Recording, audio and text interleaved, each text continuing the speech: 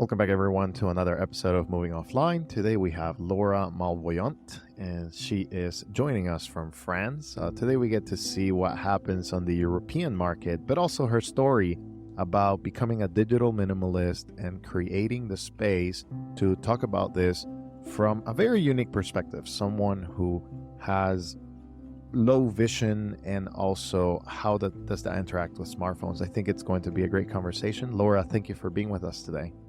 Thank you for having me. Thanks for the introduction as well. So yes, I am a digital minimalist, and I started over a year ago because of my vision, of course, and accumulation of things coming together.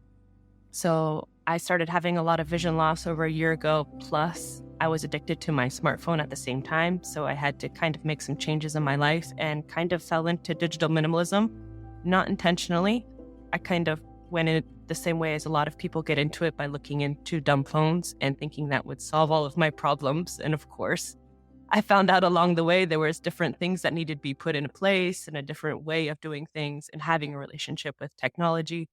And I had to take a bigger look at my life. And I started a YouTube channel to kind of document my journey into digital minimalism, as well as different devices I've tried, and even now recently leaving my job because of my lifestyle changes. So it sounds like there were a lot of physical troubles that kind of led you into this, but they were as a result, it seems, of your constant use of technology. And I want you to walk us through how did that feel when you got a little bit more of the health outcomes confirmed by your doctor? And how do you think about the time that you used all of these devices in the past? Yeah. When I found out from my doctors that I have ADOA, which is autumnal dominant optic atrophy, in short terms, it means that my optic nerve is slowly degenerating and I'm losing vision more or less for the rest of my life now. And I'm slowly losing more and more vision and have become legally blind in the process. And when you get a health diagnosis like this, it kind of puts your life into perspective and you start thinking of what's really important, especially when it comes to your remaining vision. And when I was looking at my phone for 8 to 10 hours a day, I realized that I was wasting a lot of my precious time and vision on things that didn't really matter, such as doom scrolling or watching content that really wasn't bringing me any happiness. And so, with my health diagnosis on top of a job, which was social media marketing at the time, so spending all of my working hours on social media plus all of my free time on my phone, I had to make some choices.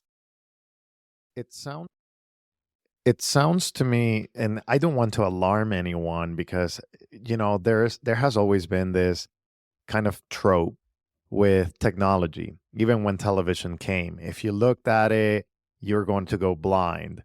But this is truly happening to you, and I want to understand a little bit more if this was more of like a genetic reason, or how much of the genetic versus after epigenetics happen in your life, and how have you dealt with it emotionally and understood the future that you want to have with technology.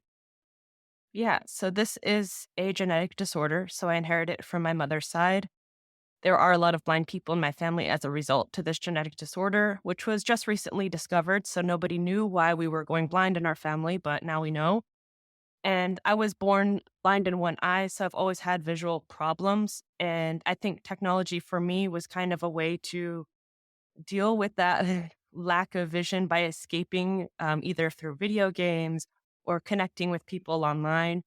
And when my health really started to take a downward turn as far as my vision was concerned, I noticed that I was spending a lot more time online and kind of doom scrolling my problems away. So, when you say you were doom scrolling your problems away, how is that different now? You have gotten into a career, hobby, or even something that requires some time in front of the computer. And now that you have quit your job, like how is that maybe progressing in your life? What is the vision that you have? No pun intended there. For the future, that you have this hope to maybe reduce, integrate, and have a life well lived, even when you have physical challenges. And some of these physical challenges may be helped with technology, but also hindered by technology. So, walk me through a little bit of that. So, my kind of ultimatum for myself was I don't have much vision left. And what vision I have left, I kind of want to use how I want to use it. And I always wanted to be a full time content creator. I've had jobs in the past with content creation and technology, and I kind of wanted to do it on my own terms while I can. I know maybe in the future I won't be able to edit my own videos or be able to do things as I can do them now. So I wanted to kind of take the time and dedicate the vision I have left to something I'm passionate about while also going on a journey of having a better relationship with technology. I know it's a difficult and kind of ironic balance to be a digital minimalist plus be on social media, especially YouTube. But I think having a relationship with technology and showing others that you can consume quality content intentionally while still have a balanced life. And that's kind of my goal in all of this as well. So, walk me through some of the things that you have tried as a result of your digital minimalism journey. I think this is always helpful for people who are starting or people who are in the middle. And what are some of the lessons that you have learned? The first lesson I learned was that a dumb phone will not solve all of your problems. I started off with the Nokia 6300 4G, kind of because it was a feature phone. There were still some applications that I could have access to, such as WhatsApp. At least a year ago, it still worked. Not so much the case anymore. So that was a hard pill to swallow as far as digital minimalism is concerned. It's still something I deal with all the time. I keep having to remind myself that no device is going to help me in this journey. I'm going to have to work through it and find different solutions. And especially being somebody who's visually impaired, I do use technology to see certain things or to scan documents. So it's something that's going to have to be in my life.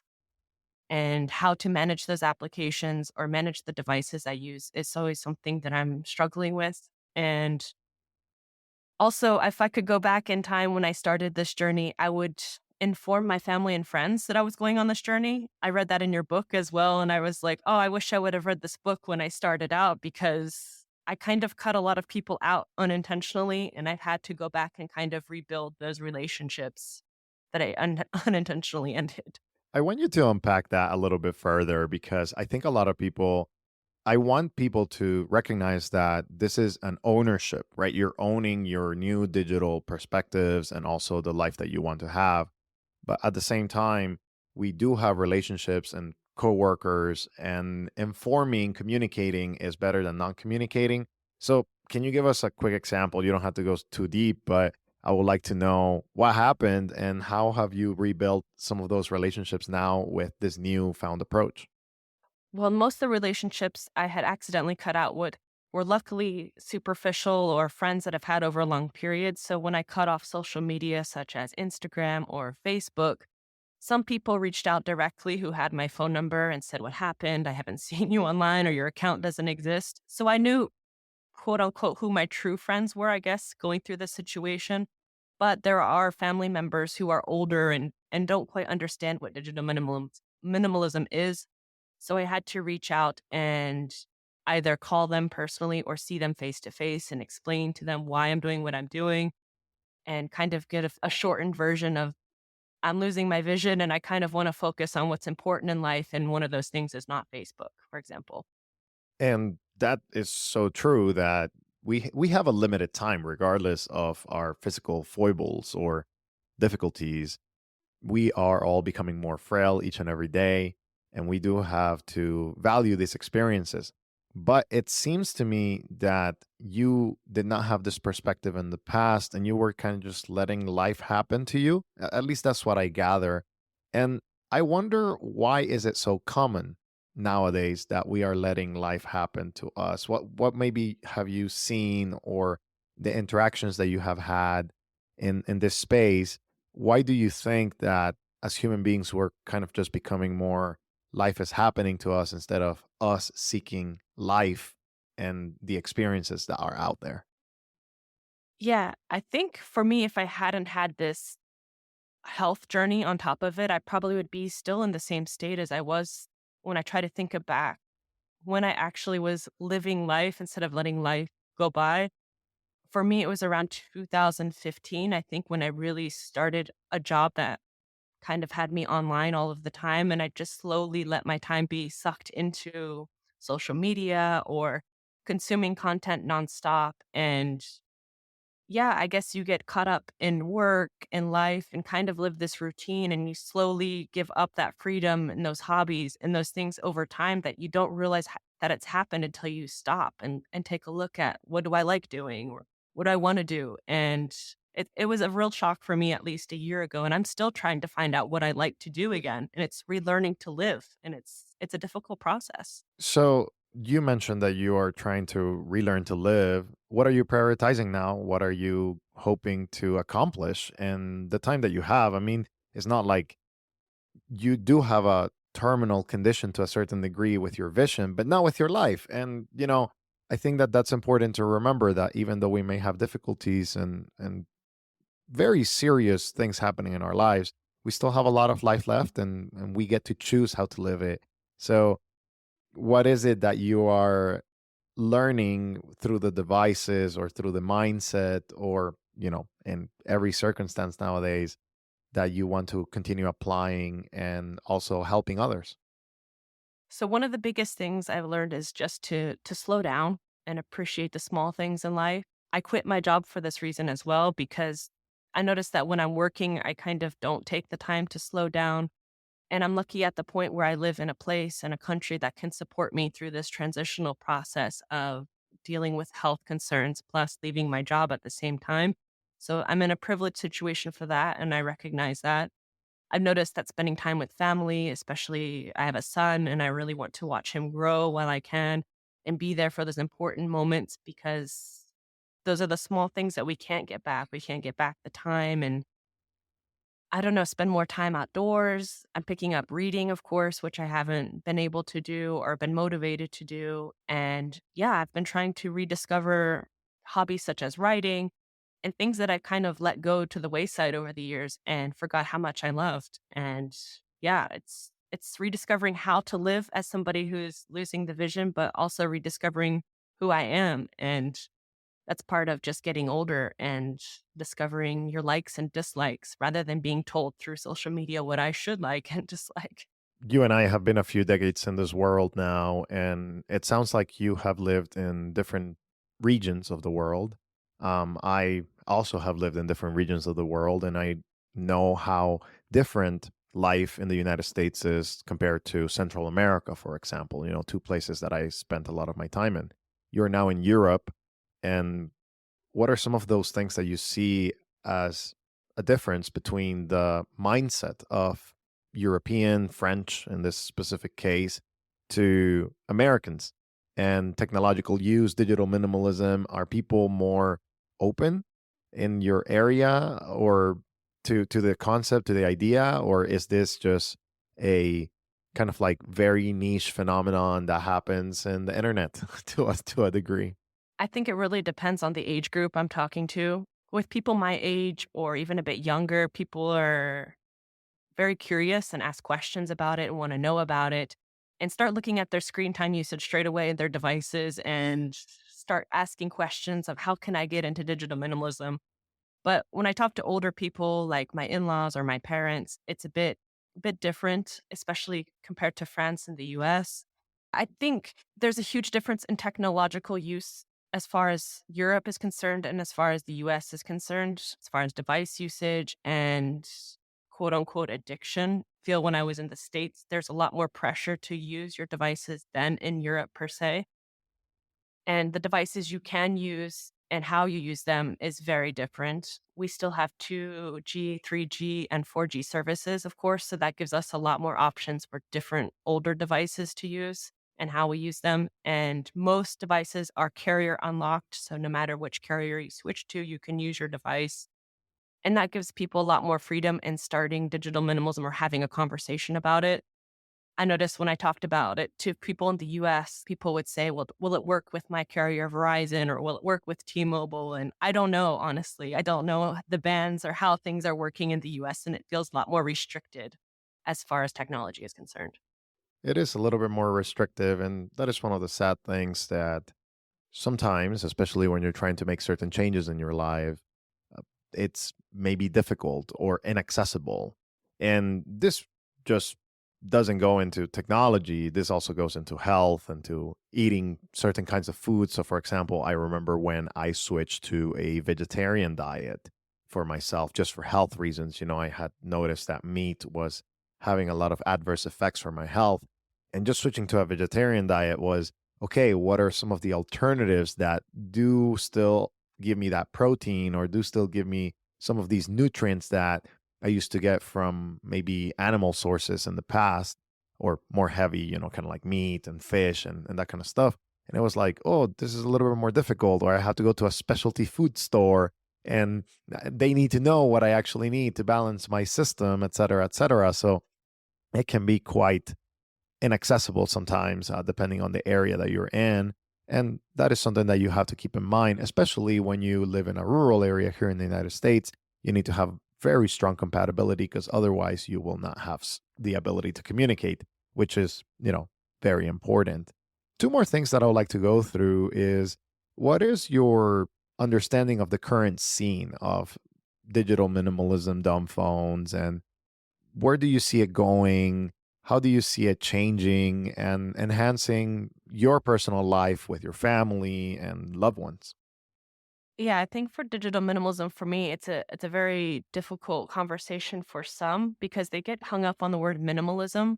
So as soon as I say I'm a digital minimalist, people automatically assume I'm a minimalist as well. And I was at one point in my life a minimalist, so I understand that perspective. But when I talk about digital minimalism, I try to emphasize to people that it is your relationship with technology and being intentional with the technology that you're using, not necessarily getting rid of all technology or staying away from computers completely.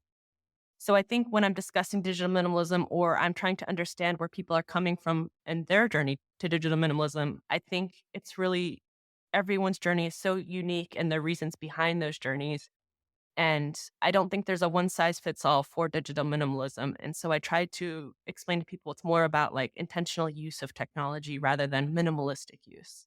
So, if it is intentional use of technology and not just minimalism, why do you think a lot of people are culturally maybe waging that war? I think I personally have gone through that transformation as well, where I have gone from no use, oh, the tech is bad and we shouldn't use it at all, to tech is a tool and there are places where we can use it. So, how can we coexist in that? Why do you think people want to take maybe an extreme approach instead of a more balanced perspective? I think this could happen for any lifestyle, to be honest, especially when you're motivated in the beginning. You want to go as far as possible in the lifestyle to really adopt it. And I know I did this as well. And this can kind of burn you out pretty fast, whether it's for food or whether it's for your digital minimalism approach. And I think for any lifestyle change, it has to be something that's sustainable and something that you can incorporate in your life. And I think taking smaller steps to get towards a goal that you want to be, whether that be not using a smartphone anymore or being using a smartphone in an intentional way. But I think going through the digital minimalism journey, you have to have a goal in mind. Like what do you want to do with this journey? Do you want to have more time to spend with your family? Do you want to not use particular devices because you deem them unhealthy for your life? And I think that's the purpose. I think just going at it as not using tech anymore is not sustainable. As unfortunately as we must admit it. I've tried myself, of course, and and it's you don't want to put disappointment in yourself and especially shame. I think digital minimalism for me, a lot of it came with shame and guilt of not being able to hold up a standard of not using something, and that shame is doesn't really help you in the end, and it doesn't help you move forward in the journey. So giving yourself some grace, setting small goals, working towards those goals seems to be working well for me at this point, but it took me a long time to get there. Coming 2025, we're very close to the new year. What's your plan? What are some of those goals that you're hoping to achieve? And what are the devices that you'll be carrying with you? So my goal for 2025 is to be able to use a smartphone in an intentional manner. whether that smartphone be a heavily modified smartphone with a special operating system. I am working with the Sleek for now, so I'm trying the Sleek phone out and I'm really trying to give it a go to see if it is something that is manageable for me, if there are certain apps that I need that this device will not be able to provide.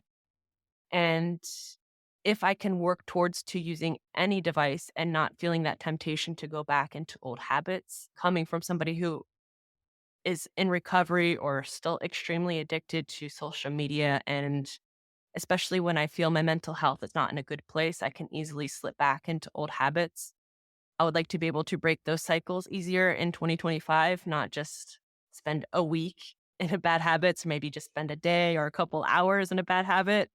And yeah, just being more conscious of how I'm using my devices. I think that is a good goal, and I think it's a good approach. I do like the sleek process or the sleek phone as well. I think um, they have a good vision, of providing tools and quite expansive. I mean, their app store has expanded over, when they started with the alpha now to the beta, and I'm really excited to see what they come up with in the future. So that will be a project to keep tabs on, and of course, I'm always keeping tabs on different projects as they go. Laura, thank you very much for giving us a little bit more of like that perspective.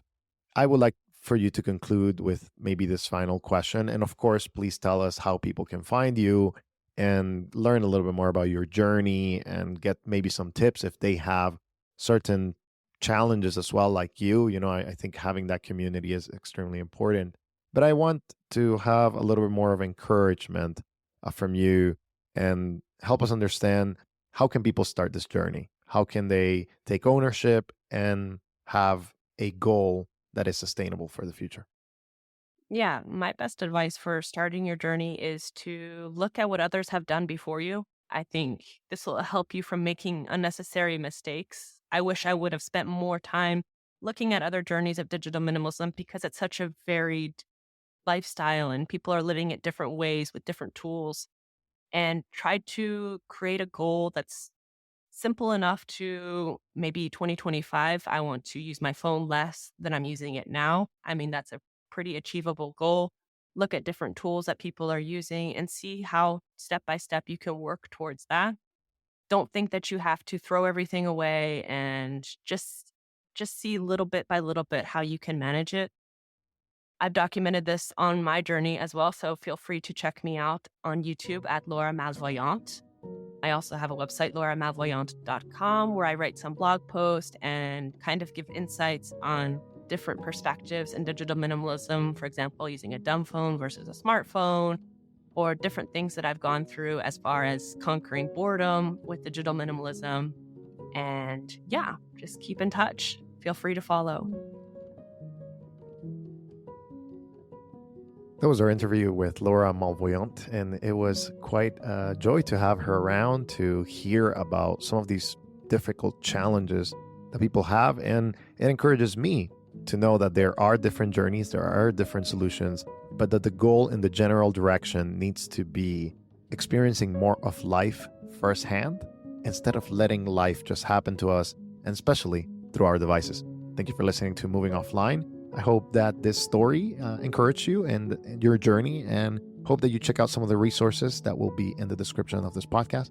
Thank you for listening. And if you found it helpful or any of the other podcasts, make sure to share it and give us a review. Thank you again, and hope you have a great holiday season. I believe I have a few more podcast episodes coming up and a few more stories. So I'm really excited to highlight those in the near future. Stay tuned, and we'll see you next time.